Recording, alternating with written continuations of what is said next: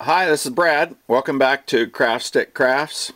So this is a continuation of a project we kind of started the night before Christmas, so to speak.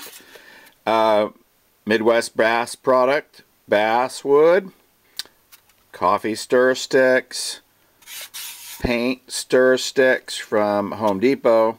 That's the material, and the tips and tricks and the techniques and how-to you can see on the previous videos that we have there on YouTube. But a couple things where we left off on the last video was we had this glued up. We cut our paint stir sticks to fit. Sand with a little rough sandpaper and then a little finer sandpaper. And then one thing we do is we take the stir sticks, paint stir sticks, and we put sandpaper on it. And that way when you go to do a flat sand, and you can sand this nice and flat, if you try to use your fingers and the sandpaper, it'll round it off quite a bit. So keep that in mind. Spray adhesive, some sandpaper on a paint stick, and you can get right in there really nice and easy. After the sanding, dust, dust, dust, dust, clean, clean, clean, wipe, wipe, wipe. After you get it all cleaned off, one thing I want to emphasize, this is our little painting booth, is to stay organized. When I was about to paint this, the first coat, emphasis, first coat, second coat, read the directions. Last night, I was like in a hurry and it was late. I picked up the red can because I wasn't quite organized, and I was like shaking it and going ready to spray it.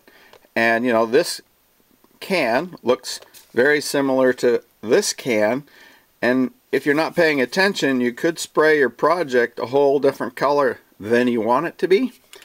So be careful, be organized as you can. YouTube's gonna say, "Oh, we found your video awfully shaky." Sorry.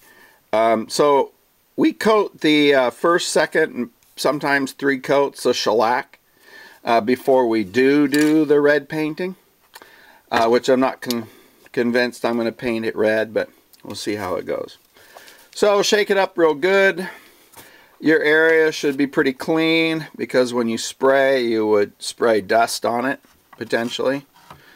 I like to keep it up off the painting surface.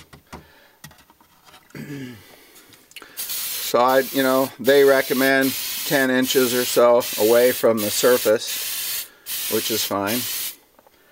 And then find a spot there. Oops, sorry. You can move it.